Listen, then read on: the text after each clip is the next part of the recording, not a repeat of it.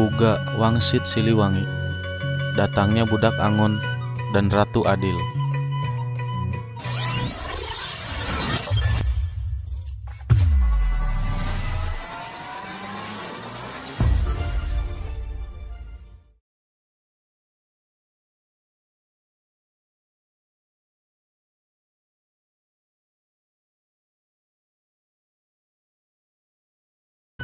Perjalanan kita hanya sampai di sini hari ini.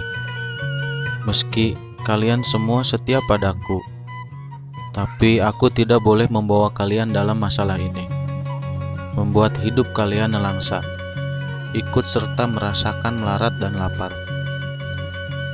Kalian harus memilih untuk kehidupan ke depan nanti, agar besok lusa kalian hidup senang, sejahtera, dan bisa lagi mendirikan Pajajaran. Bukan Pajajaran saat ini, tapi Pajajaran yang baru, yang berdiri oleh perjalanan waktu. Pilih, aku tidak akan melarang, sebab untukku tidak pantas lagi menjadi raja yang rakyatnya lapar dan miskin. Dengarkan, yang ingin tetap ikut denganku cepat memisahkan diri ke selatan. Yang ingin kembali ke kota yang ditinggalkan cepat memisahkan diri ke utara. Yang ingin berbakti kepada raja yang sedang berkuasa cepat memisahkan diri ke timur. Yang tidak ingin ikut siapa-siapa cepat memisahkan diri ke barat. Dengarkan, kalian yang di timur harus tahu, kekuasaan akan turut dengan kalian, dan keturunan kalian nanti yang akan memerintahkan saudara kalian sendiri dan orang lain. Tapi kalian harus tahu dan ingat, nanti mereka akan memerintah dengan semena-mena. Akan ada pembalasan untuk itu semua. Silahkan pergi. Kalian yang di sebelah barat, carilah oleh kalian Ki Santang, sebab nanti keturunan kalian yang akan mengingatkan saudara kalian dan orang lain, ke saudara daerah, ke saudara yang datang sependirian, dan semua yang baik hatinya. Suatu saat nanti, apabila tengah malam, dari Gunung Halimun terdengar suara minta tolong, nah itu adalah tandanya. Semua keturunan kalian dipanggil oleh yang mau menikah di Lebak Cawene. Jangan sampai berlebihan, sebab nanti telaga akan banjir. Silahkan pergi. Ingat, jangan menoleh ke belakang. Kalian yang di sebelah utara, dengarkan. Kota tak akan pernah kalian dapati. Yang kalian temui hanya padang yang perlu diolah. Keturunan kalian kebanyakan akan menjadi rakyat biasa. Adapun yang menjadi penguasa tetap tidak akan mempunyai kekuasaan. Suatu hari nanti akan kedatangan tamu, tapi tamu yang menyusahkan. Waspadalah. Semua keturunan kalian akan aku kunjungi, tapi hanya pada waktu tertentu dan saat diperlukan. Aku akan datang lagi, menolong yang perlu, akan membantu yang susah, tapi hanya mereka yang bagus perangainya. Apabila aku datang, tak akan terlihat. Apabila aku berbicara, tak akan terdengar. Semua akan datang, tapi hanya untuk mereka yang baik hatinya, mereka yang mengerti dan satu tujuan, yang mengerti tentang harum sejati, juga mempunyai jalan pikiran yang lurus dan bagus tingkah lakunya. Ketika aku datang, tidak akan berupa dan bersuara, tapi memberi ciri dengan wewangian. Semenjak hari ini Pajajaran hilang dari alam nyata, hilang kotanya, hilang negaranya. Pajajaran tidak akan meninggalkan jejak selain nama untuk mereka yang berusaha menelusurinya, sebab bukti yang ada akan banyak yang menolak. Tapi suatu saat akan ada yang mencoba, supaya yang hilang bisa ditemukan kembali. Bisa saja, hanya menelusurinya harus memakai dasar. Tapi yang menelusurinya banyak yang sok pintar dan sombong, dan bahkan berlebihan kalau bicara. Suatu saat nanti akan banyak hal yang ditemui, sebagian-sebagian, sebab terlanjur dilarang oleh pemimpin pengganti. Ada yang berani menelusuri terus-menerus, tidak mengindahkan larangan. mencari sambil melawan, melawan sambil tertawa. Dia adalah anak gembala. Rumahnya di belakang sungai, pintunya setinggi batu, tertutupi pohon handelem dan hanjuang. Apa yang dia gembalakan? Bukan kerbau, bukan domba, bukan pula kucing atau banteng, tetapi ranting daun kering dan sisa potongan pohon. Dia terus mencari, mengumpulkan semua yang dia temui, tapi akan menemui banyak sejarah atau kejadian. Selesai zaman yang satu, datang lagi zaman yang jadi sejarah atau kejadian baru. Setiap zaman membuat sejarah, setiap waktu akan berulang itu dan itu lagi. Dengarkan, yang saat ini memusuhi kita akan berkuasa hanya untuk sementara waktu. Tanah kering, padahal di pinggir sungai Cibanten, dijadikan kandang kerbau kosong. Nah, disitulah sebuah negara akan pecah. Pecah oleh kerbau bule yang digembalakan oleh orang yang tinggi dan memerintah di pusat kota.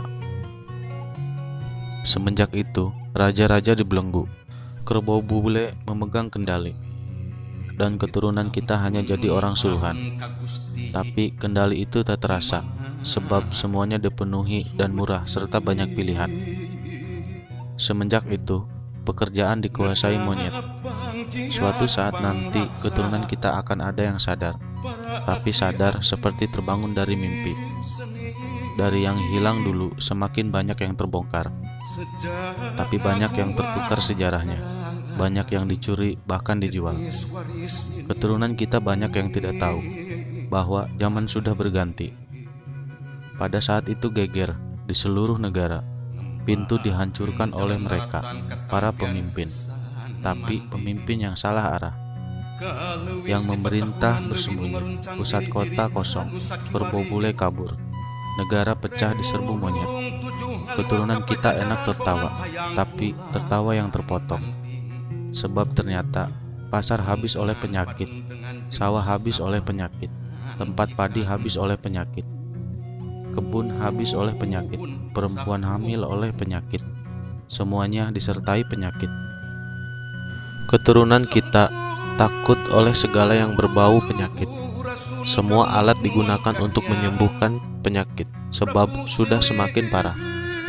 Yang mengerjakan masih bangsa sendiri, banyak yang mati kelaparan. Semenjak itu, keturunan kita banyak yang berharap bisa bercocok tanam sambil sok tahu membuka lahan. Mereka tidak sadar bahwa zaman sudah berganti cerita lagi. Lalu sayup-sayup dari ujung laut utara terdengar gemuruh. Burung meneteskan telur. Riuh seluruh bumi, sementara di sini ramai oleh perang. Saling menindas antar sesama. Penyakit bermunculan di sana sini. Lalu keturunan kita mengamuk. Mengamuk tanpa aturan. Banyak yang mati tanpa dosa. Jelas-jelas musuh dijadikan teman. Yang jelas-jelas teman dijadikan musuh. Mendadak banyak pemimpin dengan caranya sendiri. Yang bingung semakin bingung. Banyak anak kecil sudah menjadi bapak.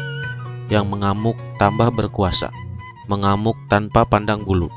Yang putih dihancurkan, yang hitam diusir. Kepulauan ini semakin kacau, sebab banyak yang mengamuk. Tidak beda dengan tawon. Hanya karena dirusak sarangnya, seluruh nusa dihancurkan dan dikejar. Tetapi ada yang menghentikan, adalah orang seberang. Lalu berdiri lagi penguasa yang berasal dari orang biasa, tapi memang keturunan penguasa dahulu kala, dan ibunya adalah seorang putri Pulau Dewata. Karena jelas keturunan penguasa. Penguasa baru susah dianiaya. Semenjak itu berganti lagi zaman. Ganti zaman, ganti cerita. Kapan? Tidak lama.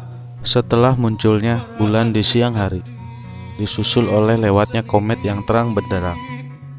Di bekas negara kita, berdiri lagi sebuah negara. Negara di dalam negara, dan pemimpinnya bukan keturunan Pajajaran. Lalu akan ada penguasa, tapi penguasa yang mendirikan benteng yang tidak boleh dibuka, yang mendirikan pintu yang tidak boleh ditutup, membuat pancuran di tengah jalan, memelihara elang di pohon beringin. Memang penguasa buta, tidak melihat segala penyakit dan penderitaan. Penjahat juga pencuri menggerogoti rakyat yang sudah susah.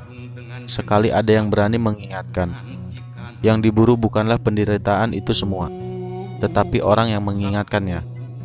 Semakin maju, semakin banyak penguasa yang buta tuli, memerintah sambil menyembah berhala. Lalu, anak-anak muda salah pergaulan. Aturan hanya menjadi bahan omongan, karena yang membuat bukan orang yang mengerti aturan itu sendiri. Wajar saja bila kolam semuanya mengering, pertanian semua pusok, bulir pada penyakit yang diselewengkan, sebab yang berjanjinya banyak tukang bohong. Semua diberangus janji-janji belaka.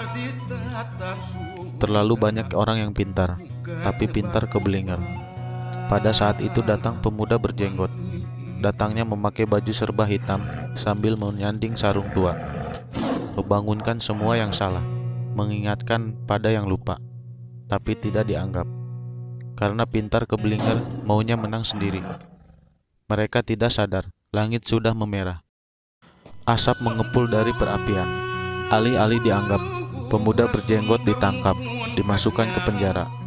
Lalu mereka mengacak-ngacak tanah orang lain, beralasan mencari musuh, tapi sebenarnya mereka sengaja membuat asap mengepul dari perapian. Alih-alih dianggap, pemuda berjenggot ditangkap, dimasukkan ke penjara. Lalu mereka mengacak-ngacak tanah orang lain, beralasan mencari musuh, tapi sebenarnya mereka sengaja membuat permusuhan. Waspadalah, sebab mereka nanti akan melarang untuk menceritakan Pajajaran, sebab takut ketahuan bahwa mereka yang jadi gara-gara selama ini. Penguasa yang buta semakin hari semakin berkuasa, melebihi kerbau bule. Mereka tidak sadar, zaman manusia sudah dikuasai oleh kelakuan hewan. Kekuasaan penguasa buta tidak berlangsung lama, tapi karena sudah kelewatan menyengsarakan rakyat yang sudah berharap agar ada mukjizat datang untuk mereka. Penguasa itu akan menjadi tumbal untuk perbuatannya sendiri. Kapan waktunya? Nanti, saat munculnya anak gembala. Di situ akan banyak huru-hara yang bermula di satu daerah, semakin lama semakin besar, meluas di seluruh negara. Yang tidak tahu menjadi gila dan ikut-ikutan menyerobot dan bertengkar, dipimpin oleh pemuda gendut. Sebab bertengkar merebutkan tanah. Yang tidak punya ingin lebih, yang berhak meminta bagiannya. Hanya yang sadar pada diam. Mereka hanya menonton, tetap terbawa. Yang bertengkar lalu terdiam dan sadar. Ternyata mereka merebutkan pepesan kosong, sebab tanah sudah habis oleh mereka yang punya uang. Para penguasa lalu menyusup. Yang bertengkar ketakutan kehilangan negara. Lalu mereka mencari anak gembala yang rumahnya di ujung sungai, yang pintunya setinggi batu, yang rimbun oleh pohon kandelem dan hanjuang. Semua mencari tumbal, tapi pemuda gembala sudah tidak ada. Sudah pergi bersama pemuda berjenggot, pergi membuka lahan baru di Lebak Cawene. Yang ditemui hanya gagak yang berkuar di dahan mati. Dengarkan, zaman akan berganti lagi.